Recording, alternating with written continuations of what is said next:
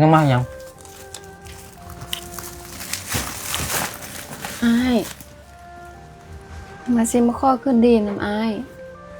น้องไปอยู่นำคนใหม่แล้วเขาบ่ห่างน้องเขาตีน้องอยู่นำข้อคืนดีน้ำอ้ายได้บ่ให้โอกาสน้องได้บ่ก็บอกน้องแล้วไปอยู่นำคนมีเงินคนรอเขาสิเฮ็ดหยังน้องก็ได้เขาสิทุบสิตีสิตบสิด่าสิหายสิไล่น้องก็ได้แม่นอยู่น้องงามแต่เขาทางรอทางมีเงินเขาสิเฮ็ดหยังน้องก็ได้ก็บอกแล้วอยู่น้ำอายนี้สุกก็อยู่นำกันสู้ไปนำกันเด้อได้บ่ไหนขอบใจให้เด้อแต่ว่าอายก็ยังบ่มีหยังกินก็อายกินข้าวกับจำเกลือนี่น้องก็อยู่น้ำอายบ่อยู่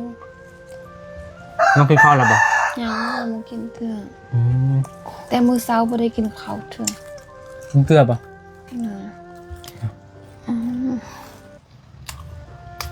มันเป็นยังอยู่น้ำอายเด้อ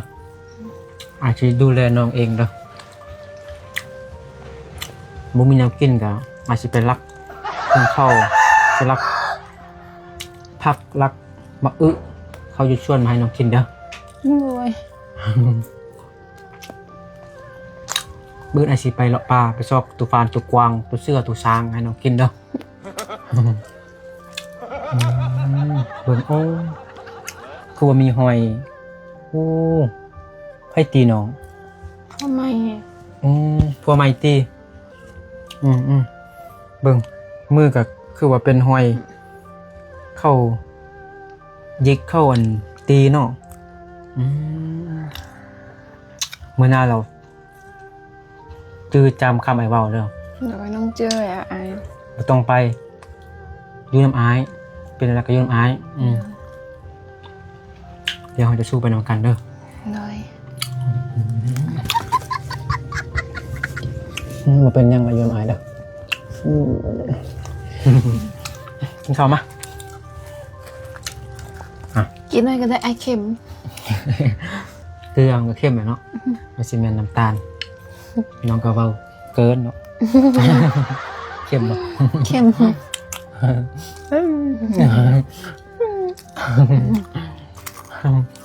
อิ่มเลยปะแล้วยังบ่มีน้ำกินเถอะ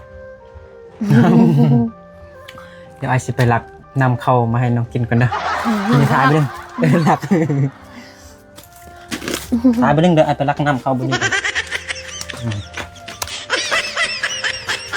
มาแล้วเนี่ยไอไปหลักนำข้างบ้านข้างเฮือนเท่านี้น้องคิดก่อนเอาได้มาซ้ำนี้ไอหลักบ่ทันกินอันหนึ่งจะได้เน็ตอึกเด้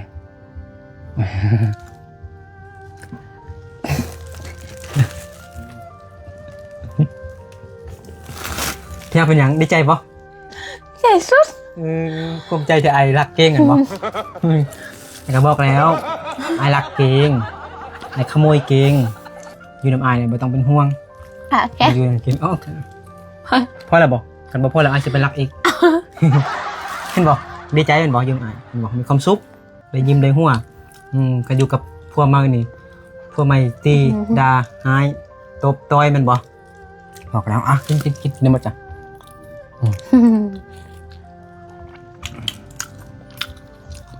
น้ำที่เฮารักเนี่ยมันมีคุณค่าเลยมื่อหน้าบางทีเฮารักบ่ได้เฮาก็ต้องเก็บสร้างไว้มันดีนะอยากกินน้ำแล้วกินเด้อไปเอาไปนอนกันไปไปไปเอาไปนอนเนาะ